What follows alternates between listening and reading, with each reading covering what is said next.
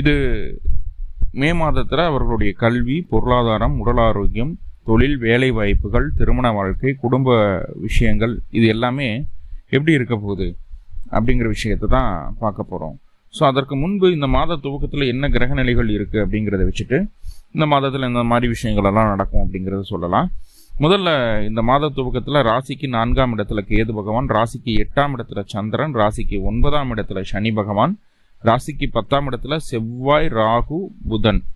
செவ்வாய் திக்பலத்தில் இருக்கார், புதன் நீச்சம் ஆனால் வக்ரமா இருக்காங்க. ராசிக்கு 11ஆம் இடத்துல சூரியன் உச்சம் பெற்று சுக்கிரனுடன் இணைந்திருக்கக்கூடிய ஒரு சூழல். ராசிக்கு 12ஆம் இடத்துல குரு பகவான். ஆமாங்க, மே மாதம் 1ஆம் தேதி உங்கள் ராசிக்கு 12ஆம் இடத்துக்கு குரு பயிற்சி ஆகிறார். விரய குருவா இருக்கக்கூடிய ஒரு சூழல். ஸோ இது என்ன பண்ண போகுது அப்படிங்கிறத பார்ப்போம். இந்த மாசத்துல முதல்ல உங்களுடைய கல்வி அப்படிங்கிறது எப்படி இருக்க போகுது அப்படின்னு பார்த்துட்டிங்கன்னா, 4ஆம் இடத்துல கேது பகவான் இருக்கார். உயர்கல்வி படிக்கக்கூடிய நபர்கள் எல்லாமே இந்த மாதம் கொஞ்சம் அதில் முன்பின் இருக்கிறதுக்கு உண்டான வாய்ப்புகள் இருக்குது. அந்த முன்பின் எதுக்காக வரப்போகுது அப்படின்னா, உங்களுக்கு இது வரைக்கும் என்னென்ன விஷயங்கள் எல்லாம் அந்த உயர்கல்வி சம்மந்தப்பட்ட விஷயங்கள்ல தெரியாமல் இருக்கோ, எதெல்லாம் நீங்கள்லாம் கற்றுக்கணுமோ, உங்களுடைய வளர்ச்சிக்கு எதெல்லாம் தேவையோ அதையெல்லாம் கற்றுக்க வைக்கிறதுக்கு உண்டான வேலையை அந்த கேது பகவான் செய்துட்டு வர்றார். ஏன்னா கேதுவினுடைய வீட்டதிபதி புதன் நீசமாக இருக்கக்கூடிய ஒரு சூழல். ஸோ இது என்ன பண்ணுது அப்படின்னா, நிறைய எஃபோர்ட் போட வைக்குது. படிக்கிறதுக்கு நிறைய எஃபோர்ட் போட வேண்டிய காலமாக இருக்குது, இல்லைன்னு சொல்லலை. ஆனால் அந்த எஃபோர்ட்டெல்லாம் உங்களுக்கு சாதகமாக முடியுமா அப்படின்னு கேட்டால், குருவினுடைய பார்வை வந்தாச்சுங்க உங்கள் ராசிக்கு 4ஆம் இடத்திற்கு. அப்போது அந்த எஃபோர்ட்டெல்லாம் கண்டிப்பாக சாதகமாக முடியக்கூடிய ஒரு சூழ்நிலையை சொல்கிறது. கவலை வேண்டாம் அப்படிங்கிறத சொல்லுது. அதே போல் பிஹெச்டி, எம்ஃபில் இந்த மாதிரிலாம் படிச்சுட்டு இருக்கீங்க, இந்த மாதிரியான ஒரு சூழல்கள் இருக்குது அப்படின்னா, உங்களுடைய 5ஆம் அதிபதி சுக்கிரன் ராசிக்கு 11ஆம் இடத்தில் அமர்ந்திருக்கக்கூடிய ஒரு சூழல். எப்போ வரைக்கும் அப்படின்னு பார்த்துட்டிங்கன்னா, 19/5/2024 வரைக்கும் உங்கள் ராசிக்கு 11ஆம் இடத்துல இருந்து 5ஆம் பாவத்தை பார்த்து கொண்டு இருக்கக்கூடிய ஒரு சூழ்நிலை. அதுக்கப்புறம் சார் அப்படின்னா, அதுக்கப்புறம் மறுபடியும் ரிஷபத்துக்குள்ள பயிற்சி ஆகிறாரு. ரிஷபத்துலேயும் அந்த சுக்கிர பகவான் அப்படின்னு சொல்லக்கூடிய கிரகம் ஆட்சி பலம் தான், பலமாக தான் இருக்கிறார். அப்படிங்கும்போது அந்த பிஹெச்டி இந்த மாதிரி உயர்கல்விகளாக படிக்கக்கூடிய, மேற்கல்விகளாக படிக்கக்கூடிய நபர்களுக்கு தொந்தரவுகள் ஏதும் இல்லை, சுமூகமாக இந்த மாதம் நகர்ந்துடும் அப்படிங்கிற விஷயங்களை சொல்லுது. கூடவே நம்ம என்னென்னவெல்லாம் திங்க் பண்ணுறோமோ, என்னென்னலாம் செயல்படுத்தணும்னு நினைக்கிறோமோ, அந்த காரியங்கள் எல்லாம் ரொம்ப பக்குவமான திட்டத்தோடு செயல்படுத்தி ஜெயிக்கக்கூடிய ஒரு அமைப்புகளையும் சொல்லுது அப்படிங்கிறத சொல்லுது.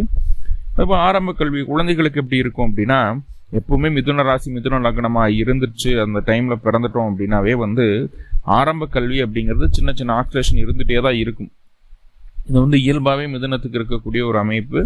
2 நாள் நல்லா படிப்பாங்க, 2 நாள் படிக்க புக்கு பக்கமே போக மாட்டாங்க, பார்த்தா விளையாண்டுக்கிட்டே இருப்பாங்க. அது அந்த லக்னத்துக்கே உண்டான ஒரு விஷயம். ஆனால் இந்த மாதம் அந்த சந்திரன் அப்படின்னு சொல்லக்கூடிய கிரகம் 8ஆம் இடத்துல இருக்கும்போது இந்த மாதமானது துவங்குது. அப்போது இங்கே என்ன நடக்க போகுது அப்படின்னா, அடிப்படை கல்வி ஆரம்பம் 8வது வரைக்கும் இருக்கக்கூடிய குழந்தைகளை நல்லா கவனமாக பார்த்துக்கணும், படிக்க வைக்கிறதுக்கு உண்டான வேலைகள்லாம் செய்யணும். ஏன்னா எடுத்ததையுமே ஏன் படிப்பை சொல்கிறோம் அப்படின்னா, ஆல்மோஸ்ட் இப்போல்லாம் எக்ஸாம்ஸ் நடந்துட்டு இருக்குது, மேலே லீவ் விட்டுருவாங்க. அப்போ நீங்கள் என்ன பண்ணுவீங்க, எக்ஸ்ட்ராவாக வேறு ஏதாவது கற்றுக்க வைக்கலாம் அப்படிங்கிற ஒரு சிந்தனையெல்லாம் இருக்கும். ஸோ அதுக்காக இந்த விஷயத்த முதல்ல சொல்கிறோம். அடுத்ததாக பார்த்துட்டோம் அப்படின்னா, உடல் ஆரோக்கியம் எப்படி இருக்க போகுது அப்படின்னா, இது வரைக்கும் 4ஆம் இடத்துல கேது பகவான் இருந்து குருவினுடைய பார்வை இல்லாமல் அமர்ந்திருக்கக்கூடிய ஒரு சூழல் இருந்தது. இப்போ அந்த குருவின் பார்வை 4ஆம் இடத்துக்கு கிடைக்கக்கூடிய ஒரு அமைப்பு. 4ஆம் அதிபதி என்னதான் நீசமாக இருந்தால் அடுத்தடுத்து வரக்கூடிய நாட்களில் அவர் 11ஆம் இடத்துக்கும் 12ஆம் இடத்துக்கும் பின்பு ஆட்சி பலம் அடையக்கூடிய ஒரு அமைப்பும் வரப்போகுது. முதல் 10 நாட்களுக்கு சற்று உடல் நிலையில் மந்தத்தன்மை காணப்படும். அதுக்கப்புறம் சரியாயிடுங்க, ஒன்றும் கவலை இல்லை. முதல் 10 நாட்களுக்கு தான் தொந்தரவு, அதுக்கப்புறம் நல்லா இருக்க போகுது அப்படிங்கிறத சொல்லுது. முடிந்த அளவு இயற்கையாக உணவுகளை எடுத்துக்கொள்ள வேண்டிய ஒரு சூழல் உண்டு மிதுனத்திற்கு. ஏன்னா ஃபாஸ்ட் ஃபுட்டெல்லாம் அவாய்ட் பண்ண வேண்டிய ஒரு சூழ்நிலை இருக்குது. காய்கறிகளை, பழங்களை, ஜூஸ் இந்த மாதிரிலாம் தாராளமாக எடுத்துக்கிடலாம். அது எங்கே வேணாலும் சாப்பிடுங்க, ஒன்றும் பிரச்சனை இல்லை. ஸோ உடல் ஆரோக்கியம் அப்படிங்கிறது முதல் 10 நாட்களுக்கு கொஞ்சம் சிரமமாக இருக்குது, அதுக்கப்புறம் நல்லா இருக்க போகுது அப்படிங்கிறது சொல்லுது. அதே போல் தொழில் எப்படி இருக்குது சார், சுயதொழில் பண்ணிட்டு இருக்கேன், எப்படி சார் இருக்க போகுதுன்னா, 10ஆம் இடத்துல ராகு இருக்குதுங்க, நல்ல விஷயம்தான். உங்கள் ராசிக்கு 11ஆம் அதிபதி அப்படின்னு சொல்லக்கூடிய செவ்வாய் உங்கள் ராசிக்கு 10ஆம் இடத்துல, செவ்வாய் திக்பலம் ஆயிட்டார். மோஸ்ட் பவர்ஃபுல் பிளேஸ் அப்படின்னு சொன்னால் செவ்வாய்க்கு அது 10ஆம் இடம்.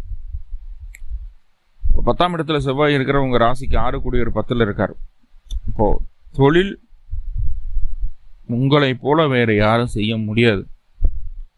அந்த அளவுக்கு ஸ்ட்ராங்கா சூப்பரா செய்து எந்த ஒரு விஷயத்தை எடுத்தாலும் எவ்வளவு போட்டிகள் வந்தாலும் அதை ஜெயித்து காட்டக்கூடிய வல்லமை உங்களுக்கு உண்டு.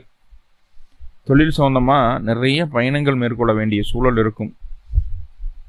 தொழிலை முன்வைத்து சகோதர வழி உறவுகள்னால தகராறுகள் வர்றதுக்கு வாய்ப்புகள் இருக்குது, சண்டை சச்சரவுகள் வர்றதுக்கு வாய்ப்புகள் இருக்குது. தொழில் சார்ந்த பயணங்கள் மேற்கொள்ளும் போது தனியாக போக வேண்டாம். ரைட்டா? தொழில் சார்ந்த பயணங்களை மேற்கொள்ளும் போது தனியாக போகாமல் கூட யாராவது ஒருத்தர் அழைச்சிட்டு போக வேண்டும், ஒருத்தரோ 2 பேரோ. வாகன பயணம் அதிகம் வேண்டாம். தொழில் சார்ந்த விஷயங்கள்ல சிங்கிளாக போகக்கூடாது.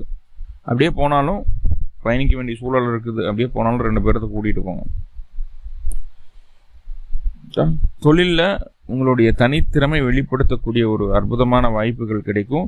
ஆனால் இப்போ என்ன பண்ணுவோம்னா, நம்ம செய்கிறது தான் சரி, வேற யார் என்னத்தை சொன்னாலும் கேட்கக்கூடாது அப்படிங்கிற ஒரு மனநிலை உங்களுக்கு வந்துடும் தொழில் சார்ந்த விஷயங்கள்ல. ஸோ அதை மட்டும் கொஞ்சம் கன்சிடர் பண்ணீங்கன்னா இந்த மாதம் சுயதொழிலில் அற்புதமான லாபத்தை பார்க்க முடியும். பெரியவங்க சொல்கிறத கொஞ்சம் கேட்கணும், அடுத்தவங்க சொல்கிற அட்வைஸை கொஞ்சம் கேட்கணும். அது ப்ளஸ் ஆர் மைனஸ் அப்படிங்கிறத நம்ம ஆய்வு பண்ணணும்.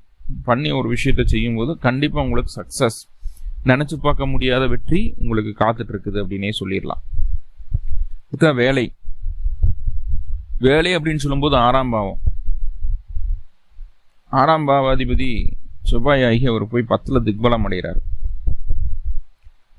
அப்போது சுயதொழில் செய்துட்டு இருக்கக்கூடிய நபர்கள் நல்லா இருப்பாங்க அப்படின்னு சொல்லிட்டு தொழில் அலைச்சல் பார்த்தாச்சு. ஆனால் வேலையில் இருக்கக்கூடிய நபர்களுக்கு எப்படி இருக்க போகுதுன்னா, வேலையை விட்டுட்டு ஏதாவது சைட் பிஸ்னஸ் ஏதாவது பண்ணுவோமா, இல்லை வரக்கூடிய சம்பளம் 10ல் வேறு ஏதாவது புதிய முயற்சிகள் செய்வோமா அப்படின்னு நினச்சிட்டு இருந்தீங்க. இப்போ அதை செயல்படுத்துறதுக்கு உண்டான சந்தர்ப்ப சூழ்நிலை அமைஞ்சிருச்சு அப்படின்னு நினைப்பீங்க. அந்த விஷயத்தை செய்தும் காட்டக்கூடிய ஒரு அமைப்பு. சில நபர்களுக்கு அது சாத்தியப்படும். உங்களுடைய சுய ஜாதகப்படி செவ்வாயினுடைய தசாபுத்தி அந்தரங்கள் நடந்துட்டு இருந்ததுன்னா கண்டிப்பாக அது சாத்தியப்படுறதுக்கு வாய்ப்புகள் உண்டு. இல்லைன்னா ரிஷப ராசியில சனி இருந்தாலும் அதை செய்யறதுக்கு உண்டான ஒரு ஊக்கம் இந்த காலகட்டம் கிடைக்கும். So right. அப்போது வேலையில் இன்ட்ரெஸ்ட் இருக்காதா சார் அப்படின்னா அப்படிலாம் கிடையாதுங்க. வேலையில் பயங்கர இன்ட்ரெஸ்டாக இருக்கும். அந்த சம்பாத்தியம் பத்தாமல் புதுசாக ஏதோ ஒன்று ஆரம்பிக்கலாம் அப்படிங்கிற ஒரு எண்ணம் வரும். புதுசாக ஏதோ இன்வெஸ்ட்மெண்ட் பண்ணுவோம், என்ன ஆகிடப்போகுது அப்படிங்கிற ஒரு எண்ணம் வரும். ஸோ உங்களுடைய சுய ஜாதக ஆய்வுப்படி உங்களுக்கு பிஸ்னஸ் செட் ஆகுமா, சுயதொழில் செட் ஆகுமா அப்படிங்கிறத பார்த்துட்டு அதுக்கப்புறம் சில விஷயங்களில் இறங்குறது சரி அப்படிங்கிறது அடியானுடைய கருத்து. அதுதான் பொருளாதார நிலை எப்படி இருக்கும். பொருளாதார நிலை, குரு அப்படின்னு சொல்லக்கூடிய பொருளாதார கிரகம் ராசிக்கு 12ஆம் இடத்துக்கு போயாச்சு. 7-10 அதிபதி 12ஆம் இடத்துக்கு போயாச்சு. பொருளாதாரம் அப்படிங்கிறது சற்று மந்த நிலையை சந்திக்க வேண்டிய ஒரு சூழ்நிலை உண்டு.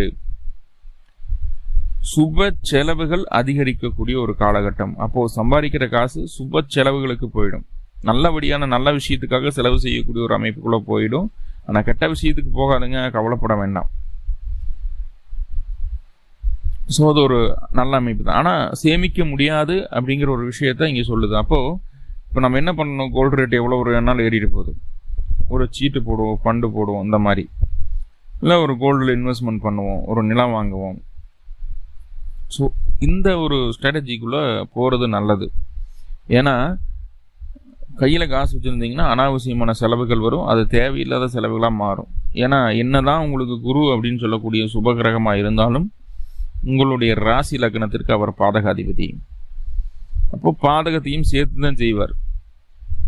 கையில் காசு இருந்தால் சும்மா இருக்கக்கூடாது, போய் டக்குன்னு போய் வாங்கி வச்சிடணும் அப்படிங்கிறத மைண்டில் வச்சுக்கோங்க. திருமண வாழ்க்கை சார் ரொம்ப ரொம்ப ரொம்ப ரொம்ப முக்கியமான விஷயம். ஏன்னா உங்களுடைய ராசி லக்னத்திற்கு 7ஆம் அதிபதி அப்படின்னு சொல்லக்கூடிய குரு இந்த மாதம் 1ஆம் தேதி உங்கள் ராசிக்கு 12ஆம் இடத்துக்கு பயிற்சி ஆகிறார். கணவன் மனைவிக்குள்ள தேவையில்லாத கருத்து வேறுபாடுகள் வர்றதுக்கு வாய்ப்புகள் அதிகமாக இருக்கு. வாழ்க்கை துணைக்கு வேலை சம்பந்தமான ஏதாவது பிரச்சனைகள் இருந்ததுன்னா அந்த பிரச்சனைகள் நீங்கும். வேலை கிடைக்காதவங்களுக்கு வேலை கிடைக்கும். அதெல்லாம் நல்ல விஷயமா இருக்கு. பொருளாதார ரீதியாக இருந்து வந்த தடை தாமதங்கள் படிப்படியாக குறையக்கூடிய ஒரு சூழல். இதான் வாழ்க்கை துணை வேலைக்கு போயிடுச்சுன்னா கையில் காசு வந்துடும், சம்பாத்தியம் வந்துடும் இல்லையா? அப்போ ஆட்டோமேட்டிக்காக பொருளாதாரம் மேம்படக்கூடிய அமைப்பு. உங்களுக்கும் உங்களுடைய வாழ்க்கை துணைக்கும் இடையே உண்டான அந்த ஊடல் அது கொஞ்சம் மிஸ் ஆகும். இந்த மாதம் கொஞ்சம் மிஸ் ஆகும். 31ஆம் தேதி தான் புதன் உங்கள் ராசிக்கு 11ஆம் இடத்துலேருந்து 12ஆம் இடத்துக்கு பயிற்சி ஆகிறார். உங்களுடைய 7ஆம் அதிபதியான குரு கூட கூடுறாரு. அப்போ இந்த மாதம் கொஞ்சம் மந்தமாக இருக்குது. அடுத்த மாதம் ரொம்ப சுபிட்சமாக இருக்குது. கணவன் மனைவிக்குள்ள இருக்கக்கூடிய அந்யோன்யம் அப்படிங்கிறது. ஸோ அது அடுத்த மாத பலன் தான் நம்ம பார்ப்போம். அல்லது அடுத்த மாதம் சரியாக இருக்குன்னு நம்புங்க. இப்போ கொஞ்சம் விட்டு கொடுத்து போக வேண்டிய ஒரு சூழ்நிலை. காரணம் என்ன அப்படின்னா இதுதான். குரு அப்படின்னு சொல்லக்கூடிய 7ஆம் அதிபதி ராசிக்கு 12ஆம் இடத்துல போய் அமரக்கூடிய ஒரு அமைப்பு. ஸோ அது போக வேற ஏதாவது பிரச்சனைகள் இருக்கா சார்னா வேற ஒன்றும் கிடையாது. அவங்களுடைய வேலையை அவங்கள ஃப்ரீயாக செய்ய விடுங்க, போதுமானது. அதுதான் ரைட். ஓகே, உடல் ஆரோக்கியம் பார்த்தாச்சு. திருமணமாக ஆகாதவங்களுக்கு திருமணம் ஆகுமா அப்படின்னா அந்த வியாழ நோக்கம் அப்படிங்கிற விஷயம் இருக்கு இல்லையா? அது ராசிக்கு 12ஆம் இடத்துக்கு குரு போகும்போது வியாழ நோக்கம் இல்லாமல் போய்விடுகிறது. 7ஆம் இடத்துக்கு குரு பார்வை இல்லை, 5ஆம் இடத்துக்கு குரு பார்வை இல்லை. அப்படிங்கும்போது திருமணத்துக்கு உண்டான ஒரு சூழ்நிலை இந்த காலகட்டம் சொல்லலை. ஆனால் உங்களுடைய சுய ஜாதகப்படி 5ஆம் இடமும் 7ஆம் இடமும் தொடர்பு பெற்று தசாபுத்தி அந்தரங்களாக வரும்போது கண்டிப்பாக திருமணம் உண்டு. இல்லைன்னா 2-7 தொடர்பு இருந்தாலும் போதுமானது. கண்டிப்பாக திருமணம் உண்டாகும். அந்த குருபலன் அப்படிங்கிறது திருமணத்தை எந்த விதத்திலையும் முடிவும் செய்யாது, எந்த விதத்திலையும் பாதிக்கவும் செய்யாது அப்படிங்கிறத புரிஞ்சுக்கோங்க. குடும்பத்துக்குள்ள கொஞ்சம் சின்ன சின்ன கருத்து வேறுபாடுகள், கருத்து மோதல்கள், இது என்னன்னா ரொம்ப ஈகோ பார்க்கறதுனால, கொஞ்சம் வெட்டு வெடுக்குன்னு பேசுறதுனால, அடுத்தவங்க சொல்ற விஷயத்த நம்ம காது கொடுத்து கேட்காம இருக்கிறதுனால சின்ன சின்ன சங்கடங்கள், தொந்தரவுகள் வரும். அதான் உறவுகிட்ட ஜாக்கிரதையா இருங்கன்னு ஆல்ரெடி சொல்லியிருக்கேன். அதுவும் சகோதர வழி உறவுகிட்ட ரொம்ப ஜாக்கிரதையா இருக்கணும். நிலம், வீடு, சொத்து சம்பந்தமான விஷயங்கள், சொத்து பாக பிரிவினை சம்பந்தமான விஷயங்கள் இருக்கு. அதெல்லாம் பேச்சுவார்த்தைகள் வருது அப்படின்னா அதை கொஞ்சம் தள்ளி வைக்கிறதுனால இந்த மாதம் அதுக்கு சாதகமான மாதமாக இல்லை. அப்போ நிறைய பாசிட்டிவ் பார்த்துட்டோம், சின்ன சின்ன நெகட்டிவ் இருக்கு. இப்போ நெகட்டிவை பாசிட்டிவாக மாற்றிக்கிறதுக்கு என்ன சார் பண்ணுறது அப்படின்னு கேட்டுட்டா சிம்பிளுங்க. அருகில் இருக்கக்கூடிய பைரவர்